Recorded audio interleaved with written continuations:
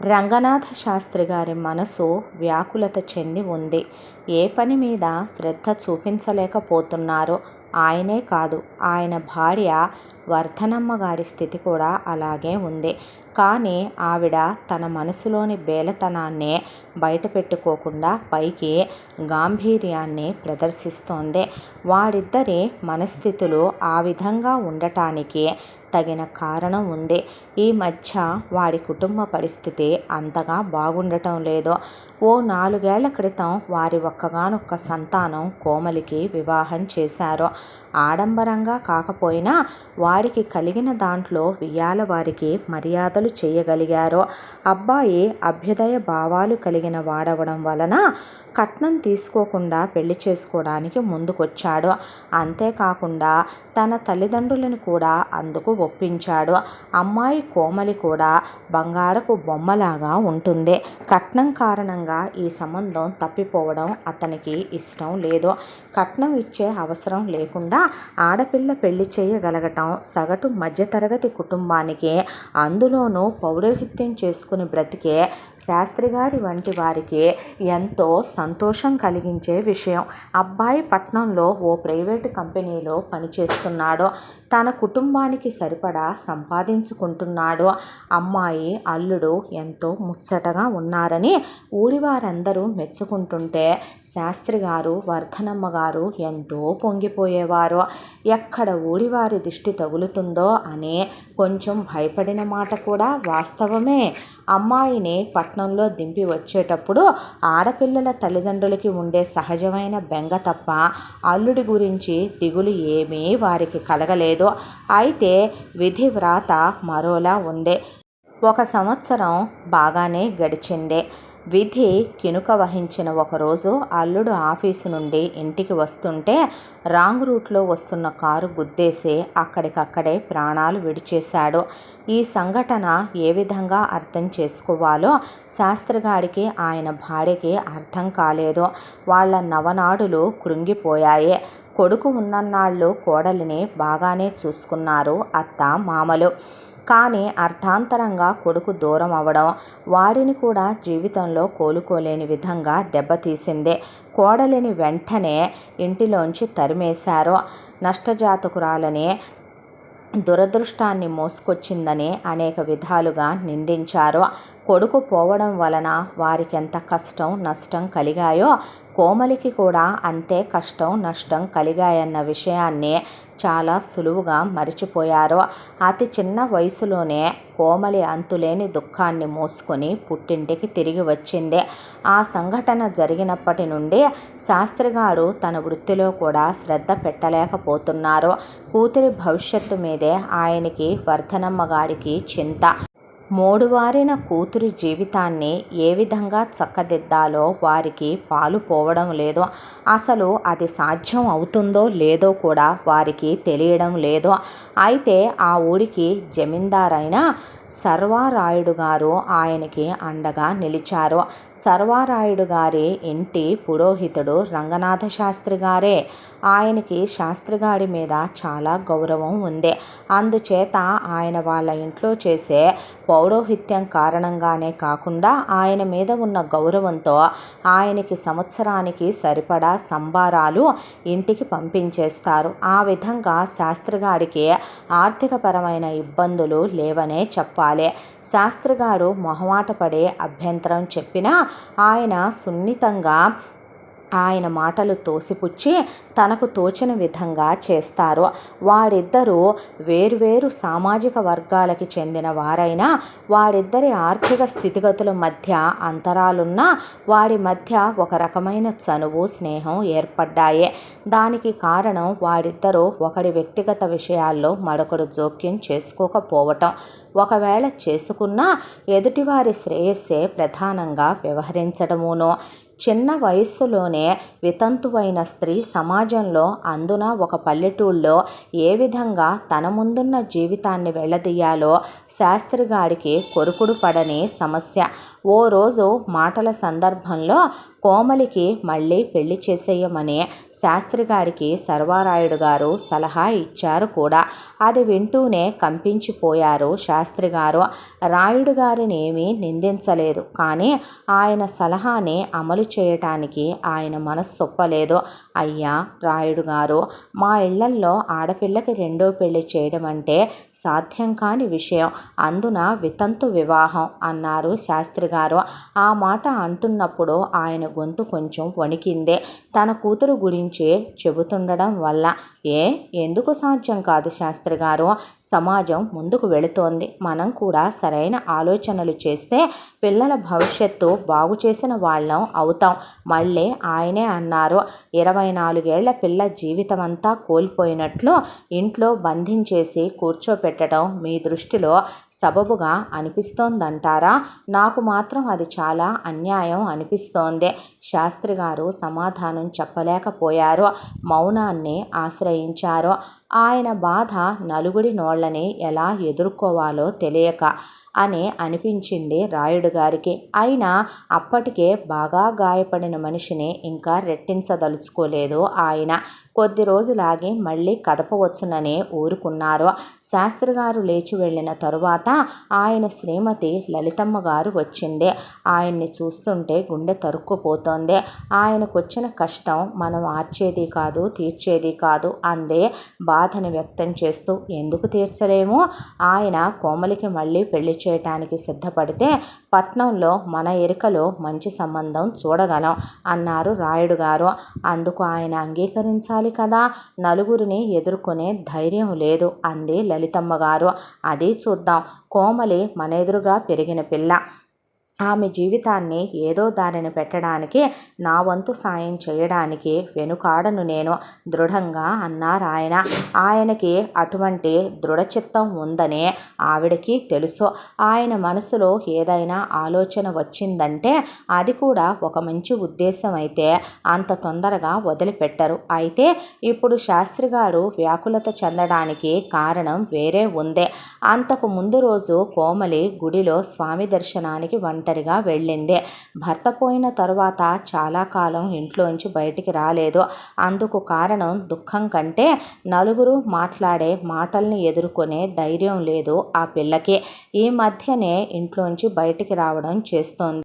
తల్లి తండ్రి ఆమె ఆ విధంగానైనా కొంచెం స్వాంతన చెందుతుందని అనుకున్నారు, కానీ మరో కొత్త సమస్య వచ్చి పడుతుందని అనుకోలేదు. ఆమె అలంకరించుకోకపోయినా స్వతహాగా అందంగానే ఉంటుంది. ఆమె వితంతువు అవడం ఆ ఊళ్ళో కొంతమంది కుర్రకారుకి లోకువ కలిగించింది. గుడి పక్కనే ఉన్న చెట్టు కింద బండ మీద కూర్చుని పనికిమాలిన కబుర్లు చెప్పుకునే కొంతమంది కుర్రాళ్ళు నోటికొచ్చింది కూశారు. ఒకడేమో, నన్ను పెళ్లి చేసుకుంటావా? నా పెళ్ళాన్ని ఎదిరించైనా నిన్ను రెండో పెళ్ళాంగా చేసుకుంటాను అన్నాడు. మరొకడైతే, నేను పెళ్లి చేసుకోలేను గాని బాగా చూసుకుంటాను అన్నాడు. కోమలికి కంటనీరు ఉబికి వస్తుంటే గబగబా ఆ ప్రదేశాన్ని దాటేసింది. అప్పుడే చెరువు నుంచి అటుగా వస్తున్న చాకలి పైడమ్మ ఆ మాటలు విని గయ్యమని లేచింది. బుద్ధి జ్ఞానం ఉన్న పుటకే పుట్టారా మీరు? పుట్టెడు దుఃఖంలో ఆయమ్మ ఉంటే ఎదవ మాటలు మాట్లాడతారా? పైడమ్మ నోటి దురుసుకి కొంచెం తగ్గినట్లనిపించినా కుర్రకారు ఉద్దేశం మాత్రం కోమలికి అర్థమైపోయింది. అవకాశం వస్తే కాటువేసే రకాలే వాళ్ళందరూ అని తనకి తెలుసు.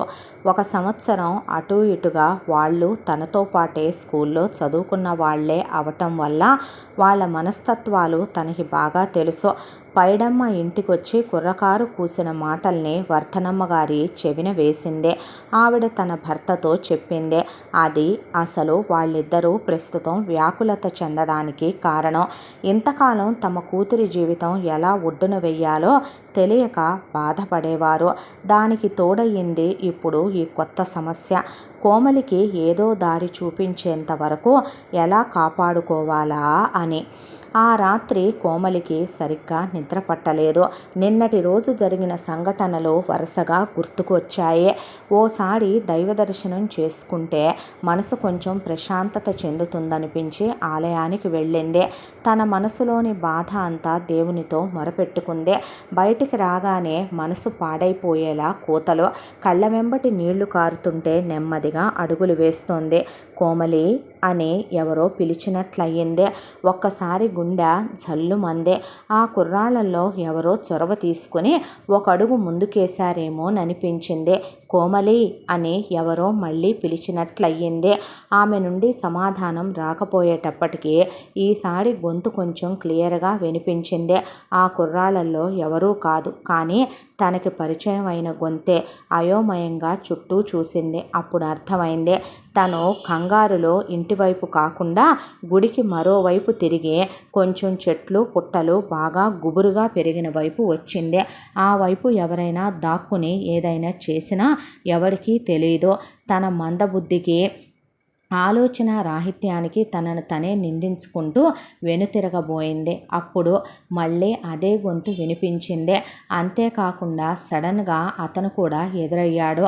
అతన్ని చూడగానే ఒక్కసారి గుండెల్లో గుబులు ఎవరో తీసేసినట్లయింది. అతను తనకి బాగా తెలుసు. ఒకప్పుడు అతను కావాలని బాగా కోరుకుందే.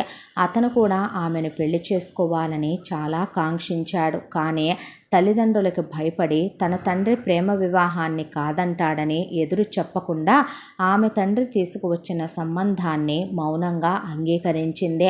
ఆమె పెళ్ళి సడన్గా కుదరటం, ఆ సమయంలో అతను పట్నంలో ఉండటం, కాలేజీలో పరీక్షల్లో బిజీగా ఉండటం వలన ఆ విషయం అతనికి సమయానికి తెలియలేదు.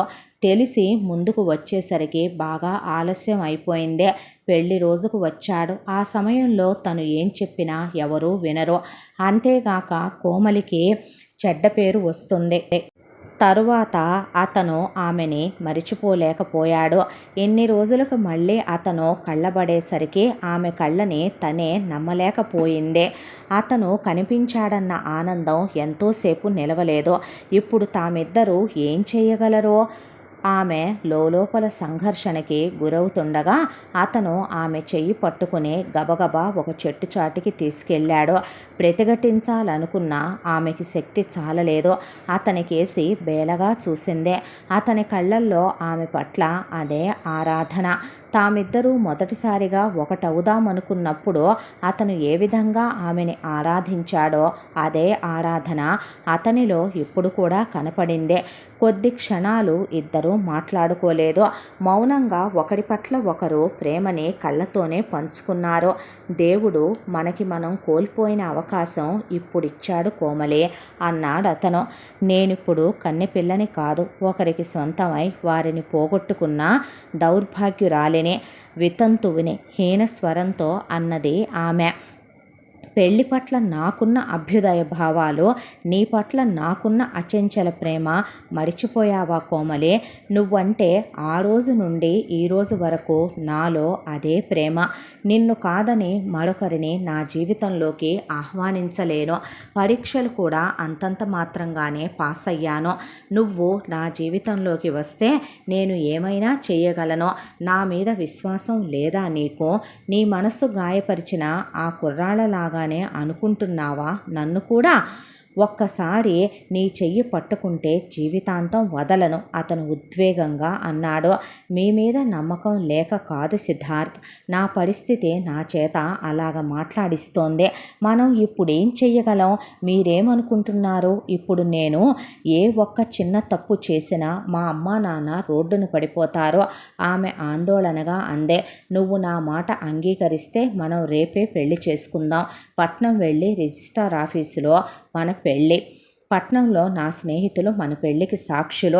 పొద్దున్నే వెళ్ళి మధ్యాహ్నానికి వచ్చేస్తాం. మీ అమ్మా నాన్నలకి మనసులో దిగులు పోతుంది.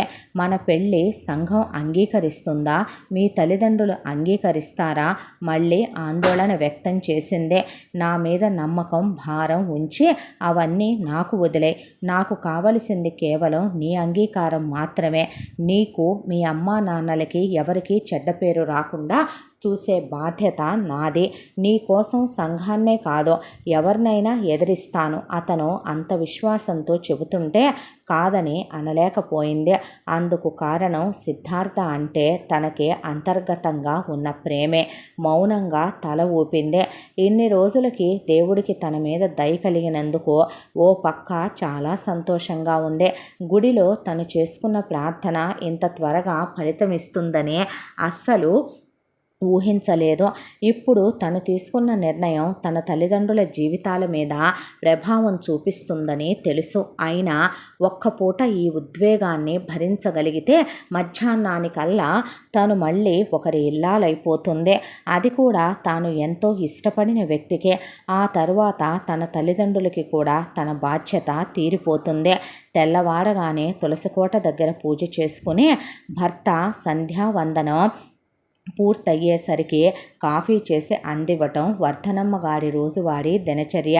కోమలి కూడా ఆలోపే నిద్ర లేచి స్నానాదులు ముగించుకునే తల్లికి పూజకి కావలసిన సరంజామా అందిస్తుంది. పెళ్లి తరువాత అత్తవారింటికి వెళ్ళిన సంవత్సరం తప్పించి పుట్టింటికి తిరిగి వచ్చిన తరువాత మళ్ళీ అదే దినచర్య కొనసాగిస్తోంది. ఆ రోజు వర్ధనమ్మ గారికి కోమలి లేచినట్లు అనిపించలేదు. ముందు రోజు జరిగిన సంఘటన వల్ల ఆ పిల్ల మనస్సు బాగా గాయపడి ఉంటుందని తెలుసు. రాత్రి ఆలస్యంగా నిద్రపోయి ఉంటుందని అనుకుంది. ఆవిడ త్వరగా పూజ ముగించుకుని భర్తకి కాఫీ తయారు చేసి పట్టుకెళ్ళింది. ఆయన కూడా అప్పుడే సంధ్యావందనం పూర్తి చేసుకుని కాఫీ కోసం ఎదురు చూస్తున్నారు. అమ్మ ఎలా ఉంది?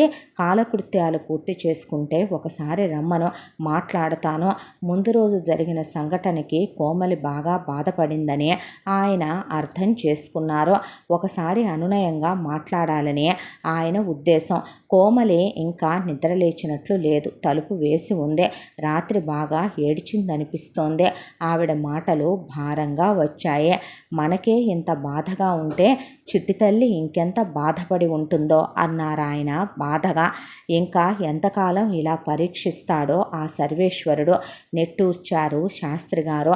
మరో గంటసేపు చూసింది వర్ధనమ్మ గారు. కోమలి ఇంకా లేచిన ఛాయలు కనపడలేదు. జ్వరం కానీ తగిలిందేమోనని ఆందోళన కలిగింది ఆవిడకి.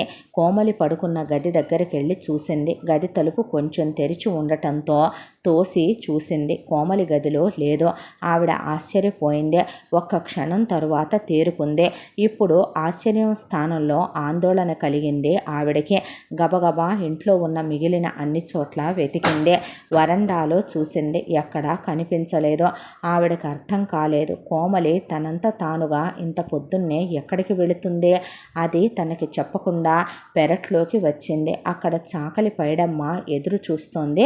మాసిన బట్టలు పడేస్తే తీసుకుని వెళ్ళడానికి. ఏమే పైడమ్మ, కోమలిని చూసావా? నువ్వేమైనా అడిగింది యథాలాపంగా. లేదమ్మగారు, నేనిప్పుడే వస్తేనే. అయినా ఈసరికి అమ్మాయి గారు లేచే ఉంటారుగా. అవునే, కానీ అమ్మాయి ఇంట్లో కూడా కనపడటం లేదు. కొంచెం గుడిదాకా పోయి చూసొస్తావా? కంగారుగా ఉందే. నిన్న దాని మనసు పాడైన తరువాత ఎవరితోనూ మాట్లాడకుండా అలాగే పడుకుంది రాత్రి.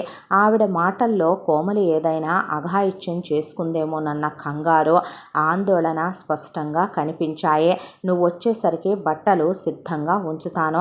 అలాగే నమ్మగారు, బట్టలదేముందే, నేనిప్పుడే పోయేస్తా. ఆమె గబగబా పెరటి గుమ్మంలో నుంచి వెళ్ళిపోయింది. పైడమ్మ తిరిగి వచ్చే వరకు వర్ధనమ్మ గారికి కాళ్ళు చేతులు ఆడక అలాగే కూర్చుంది. పైడమ్మ అలా వెళ్ళి ఇలా వచ్చినట్టు 15 నిమిషాల్లో వచ్చేసింది పరుగు పరుగున. అమ్మాయి గారు గుడిలో లేరమ్మగారు. ఆ మాట వింటూనే వర్ధనమ్మ గారికి నవనాడులు కృంగిపోయినట్లు అయ్యింది. గబగబా వరండాలో కూర్చున్న భర్త దగ్గరికి వచ్చింది. ఏమండి, మిమ్మల్నే పిలిచింది. ఆయన ప్రశ్నార్థకంగా చూశారు. అమ్మాయి కనిపించడం లేదు. ఇంట్లో ఎక్కడా లేదు. ఆందోళన ఆవిడ కళ్ళల్లో నీళ్లు తిరగటం చూశారాయన. చప్పున లేచారో. ఏమంటున్నావు నువ్వు? నాకేమీ అర్థం కావటం లేదు అన్నారాయన. ఆవిడ పొద్దున్నుంచే తను తెలుసుకున్న విషయాలన్నీ చెప్పింది. ఈసారి నిర్ఘాంతపోవడం ఆయన వంతయ్యిందే. కూతురు తనంత తానుగా ఇల్లు విడిచి ఎక్కడికైనా వెళ్ళుండాలి. లేదా ఎవరైనా బలవంతంగానైనా తీసుకెళ్ళుండాలి. తనకి తెలిసి కూతురు ఎటువంటి తప్పు చేయదో, అలాగని ఎవరూ బలవంతంగా తీసుకెళ్లిన ఛాయలు కనిపించటం లేదు. ఆయన ఒక నిశ్చయానికి వచ్చారు. మనకి ఈ విషయంలో ఎవరైనా సహాయం చేయగల వారున్నారంటే అది కేవలం రాయుడు గారే. నేను త్వరగా ఆయన దగ్గరికి వెళ్ళొస్తాను. ఈలోగా నువ్వు ఈ విషయం బయటకు వెళ్ళనీయకు. ముఖ్యంగా పైడమ్మకి చెప్పు. భార్యకి చెప్పి కండువా పైన వేసుకుని బయలుదేరారు. వర్ధనమ్మ పైడమ్మకి ఎవరికీ చెప్పొద్దని సూచనలు ఇచ్చింది. పైడమ్మకి కోమలి అంటే చాలా ఇష్టం. ఆమెకి చెడు పేరు తెచ్చే విధంగా ఆమె చెయ్యదు. వెంటనే అంగీకరించింది. ఆమెకి కూడా మనసు పాడయింది కోమలి కనిపించకపోయేసరికి. శాస్త్రిగారు బయటకు రాగానే ముత్తైదువ శకునం ఎదురు వచ్చింది. ఆయన ఆదుర్త కొంచెం తగ్గింది. శకునాలని బాగా విశ్వసించే వ్యక్తి ఆయన. శకునాల వంటి నమ్మకాలు నమ్మిన వారికి తప్పక పనిచేస్తాయి అని ఆయన ఉద్దేశ్యం. నమ్మని వారి గురించి ఆయన ఎక్కువగా ఆలోచించరు. ఆయన రాక చూసి రాయుడు గారు దివాణం గేటు కాపలాదారు గౌరవంగా లేచి నిలబడ్డాడు. ఆయన ఆ ఇంటికి వచ్చిపోవటం సర్వసాధారణం కావడం వలన ఆయన రాగానే గేటు తీసి నమస్కారం చేశాడు. ఆయన మౌనంగా లోపలికి నడిచారు. రాయుడు గారు వరండాలోనే నిలుచుని ఉన్నారు. తోటమాలికి ఏవో సూచనలు ఇచ్చి మాట్లాడుతున్నారు. శాస్త్రిగారిని చూడగానే గౌరవంగా నమస్కరించారు. ప్రొద్దున్నే మీ రాక మాకెంతో ఆనందం కలిగిస్తోంది పంతులు గారు.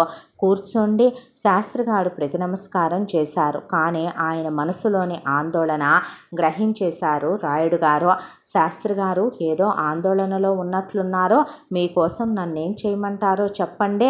శ్రమ లేకుండా ఆయన తన మనస్థితిని గమనించినందుకు కొంచెం సంతోషం కలిగింది శాస్త్రిగాడికి. ముందు రోజు గుడి దగ్గర జరిగిన విషయాన్నే, పొద్దున్నుంచి కోమలి కనిపించకుండా పోయిన విషయాన్నే ఆయన వివరించారు. ఆయన కంఠం జీరపోవడం గమనించారు. శాస్త్రిగారు, కోమలి మీ పిల్లే అయినా మా పిల్లతో సమానం. ఈ ఊళ్ళో మన కోమలికి అపకారం తలపెట్టే ధైర్యం ఎవరికీ ఉందని నేను అనుకోను. పిల్ల వెధవలు ఏదో వాగి ఉంటారు, కానీ కోమలి కనిపించకపోవడంలో వాళ్ళ ప్రమేయం ఉంటుందని నాకు అనిపించలేదు. ఇప్పుడే నా మనుషుల్ని పంపి ఎవరికీ తెలియకుండా గుట్టుగా వెతికింపిస్తాను. మీరు ధైర్యంగా ఉండండి అని ధైర్యం చెప్పారు. ఏమోయ్ అని లోపలికి కేకేశారు. ఆయన భార్యని పిలుస్తున్నారని అర్థమైంది శాస్త్రిగారికి. ఆవిడ కొంగుకి చేతులు తుడుచుకుంటూ వచ్చిందే. అబ్బాయిని పిలు అన్నారు ఆయన కొడుకుని ఉద్దేశించి. వాడు పని మీద బయటికి వెళ్ళినట్టున్నాడు అందావిడ. ఆయన వెంటనే శాస్త్రిగాడికేసి తిరిగి అన్నారు, మా వాడు రాగానే వాడిని ఈ పని మీదే పురమాయిస్తాను. మామూలంగా మీ అబ్బాయికి పని పెడుతున్నారు. శాస్త్రిగారు నసిగారు లోపల సంతోషిస్తూనే. ఎందుకంటే చిన్నరాయుడు అచ్చం తండ్రి పోలికే, ఒకళ్ళకి సహాయం చేయడంలో. అదేం మాట శాస్త్రిగారు, వాడికి ఇంకా పనే ఉంది. మీరు అనరు కానీ అని ఉంటే ఈ పాటికి కోమలి ఈ ఇంటి మహాలక్ష్మి అయి ఉండేదే. ఆయన మాటలు శాస్త్రిగారికి అర్థమయ్యాయి. మౌనం వహించారు. ఏవైనా మాట్లాడితే ఆయనని బాధ పెట్టవలసి వస్తుందని. అయితే మరి నేను వస్తానండి, ఏమైనా తెలిస్తే కబురు చేయండి అంటూ ముందుకి అడుగు వేయబోయారు.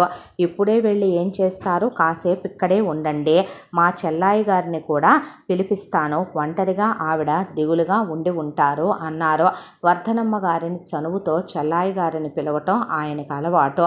శాస్త్రిగాడెప్పుడూ అభ్యంతరం చెప్పలేదు. వరస పెట్టినందువల్ల ఏమిటి నష్టం? శాస్త్రిగారు అభ్యంతరం చెప్పినా రాయుడు గారు వినిపించుకోలేదు.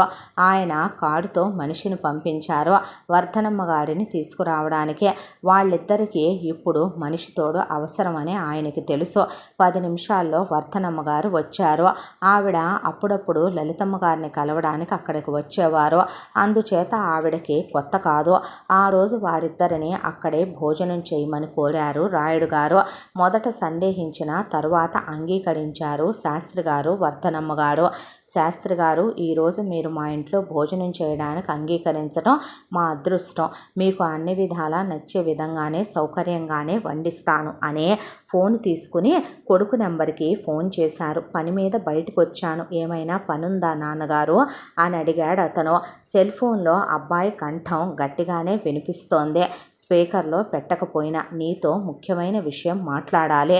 ఈరోజు ప్రొద్దున్నుంచి కోమలి కనిపించటం లేదని పంతులు గారు చాలా కంగారు పడుతున్నారు.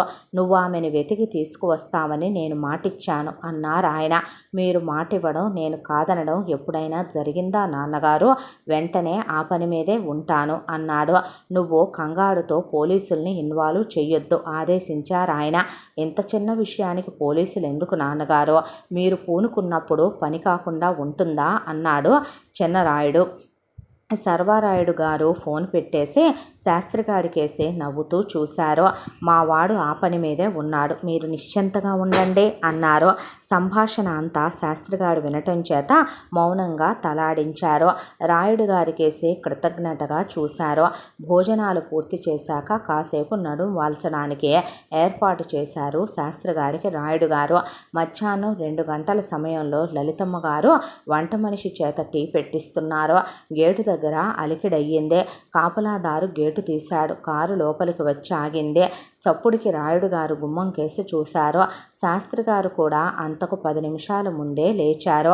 ఆయన కూడా గుమ్మం కేసి చూశారు. కారులో నుంచి చిన్నరాయుడు డ్రైవింగ్ సీట్లోంచి దిగుతున్నాడు. రెండో వైపు ఫ్రంట్ సీట్లో నుంచి కోమలి దిగుతోంది. కోమలిని చూసిన వెంటనే శాస్త్రిగాడి ముఖం ఆనందంతో విప్పాడింది. చినరాయుడు సిద్ధార్థని, కోమలిని చూసిన వెంటనే రాయుడు గారు కూడా ఎంతో సంతోషించారు.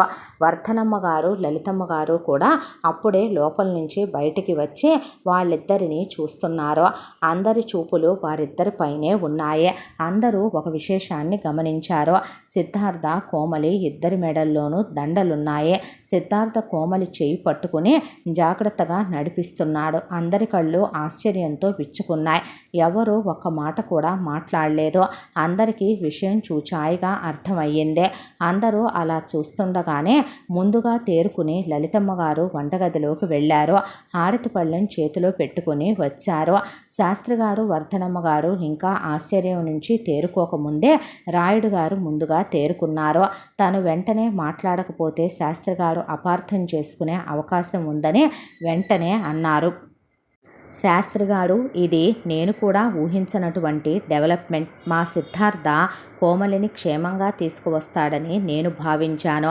పూర్తిగా నమ్మకం ఉంచాను. కానీ వాళ్ళిద్దరూ అలా దంపతులై వస్తారని ఊహించలేదు. నా మాట మీరు విశ్వసిస్తారని నేను భావిస్తున్నాను. ఆయన కంఠం గంభీరంగా ఉంది. అంతేగాక కొడుకు చేసిన నిర్వాకాన్ని శాస్త్రిగాడికి ఏ విధంగా చెప్పాలో ఆయనకి తెలియటం లేదు.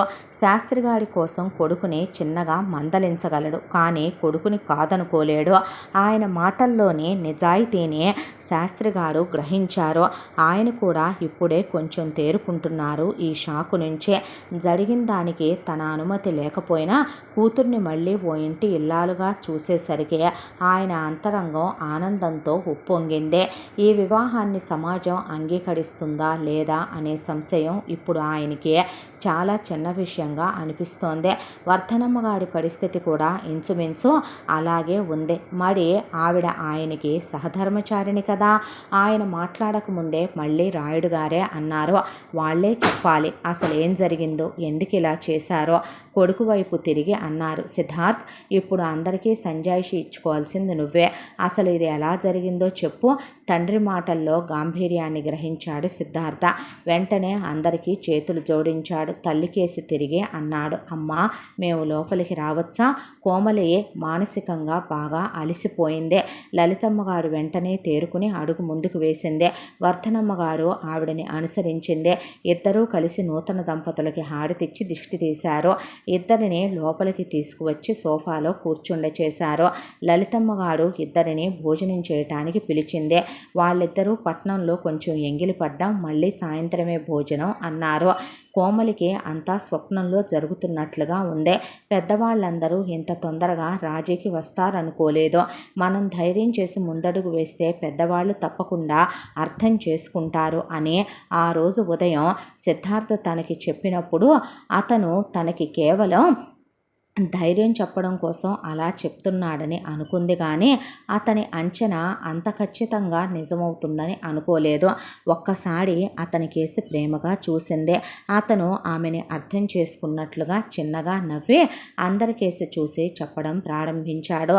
మీరందరూ మొదటగా నన్ను మన్నించాలి. ఎందుకంటే మీకెవరికీ తెలియకుండా ఈ విధంగా రిజిస్టర్ మ్యారేజీ చేసుకున్నందుకు. కానీ ముందుగా చెబితే బహుశా ఈ పెళ్లి జరుగుండేది కాకపోవచ్చు అని అందరి ముఖాల్లోకి ఓసారి చూసి మళ్ళీ కంటిన్యూ చేశాడు. కోమలి, నేను ఒకరినొకరం చాలా ఇష్టపడ్డాం. కానీ అనుకోకుండా మా ప్రేమ విషయం మీకు తెలియజేసే లోపే కోమలికి పెళ్లి జరిగిపోయిందే. నేను కోమలిని మరిచిపోలేకపోయాను. నా బాధ ఎవరికీ చెప్పుకోలేను. పరీక్షలు కూడా సరిగ్గా వ్రాయలేకపోయాను. ఏదో పాస్ అయిందనిపించాను. నాన్నగారికి కూడా అర్థం కాలేదు. మామూలుగా తెలివిగల విద్యార్థిగా పేరు తెచ్చుకున్న నేను అత్యవసర మార్కులతో పాస్ అవటం ఆయనకి జీర్ణం చేసుకోలేని విషయం. ఆ విషయం పక్కన పెడితే కోమలి జీవితంలో జరిగిన విషాదం నన్ను కదిలించి వేసిందే. అలా జరగాలని ఎవరూ కోరుకోకపోయినా అలా జరగటం వల్ల నా కోమలిని నేను పొందే అవకాశం దేవుడే ఇచ్చాడనిపించింది. అయితే కోమలి పూర్తిగా కోలుకోకముందే ఈ విషయంలో తొందరపడదలుచుకోలేదు. ఇప్పుడిప్పుడే కోమలి కోలుకుని అందరిలో కలిసి తిరిగే సమయంలో తన మీద లోకులు అభ్యంతరంగా ప్రవర్తించటం గమనించాను. ఈ సమయంలో కూడా నేను కోమలికి తోడుగా నిలవకపోతే నా ప్రేమకి అర్థం లేదు అని గట్టిగా నిర్ణయించుకున్నాను. కోమలికి నేనే నచ్చచెప్పాను. ఏది ఏమైనా సంఘాన్ని ఎదిరించవలసి వస్తే కోమలి కోసం ఆ పని కూడా చేస్తానని నేను తనకి హామీ ఇచ్చిన తరువాతే తను నాతో పట్నం రావడానికి ఒప్పుకుందే. మళ్ళీ ఒకసారి ఆగి తండ్రికేసి తల్లికేసి చూశాడు. అమ్మా, నాన్నగారు, మీ అభీష్టానికి వ్యతిరేకంగా చేసి ఉంటే నన్ను క్షమించమని కోరుతున్నాను. నాకు మీరంటే ఎంత ఇష్టమో కోమలి కూడా అంతే ఇష్టం. ఒక వితంతువుని కోడలుగా తీసుకువచ్చానని భావించవద్దు. మీ కోడలుగా తను ఎంత అర్హురాలో మీకు త్వరలోనే అర్థమవుతుందని నా నమ్మకం అని శాస్త్రిగారి వంక వర్ధనమ్మ గారి వంక చూసన్నాడు. అంకుల్, ఆంటీ, మీ మనసు నొప్పించానని నాకు తెలుసు. ఇందులో కోమలి తప్పేమీ లేదు. కేవలం నా మాట మీదే నన్ను నమ్మి వచ్చిందే. తనకి సంపూర్ణ జీవితాన్ని ఇవ్వాలనే సదుద్దేశంతోనే ఇలా చేశాను. మీరు నాకు ఎటువంటి శిక్ష విధించినా నేను సిద్ధం అని చేతులు జోడించాడు. శాస్త్రిగారి కళ్ళు చెమర్చాయి. ఆ క్షణంలో ఆయనకి తన కూతురు కులాంతర వివాహం చేసుకుందని బాధ కలగలేదు. సిద్ధార్థ కొండంత ఎత్తులో కనిపించాడు. నువ్వు వెంటనే పిలుపు మార్చుకోవాలి బాబు. మమ్మల్ని అత్తయ్య, మామయ్య అని నోరారా పిలువు. నా కూతురి జీవితానికి నేనివ్వలేనటువంటి పరిష్కారం నువ్వు చూపించావు. మేము నీకెంతో రుణపడి ఉన్నాము.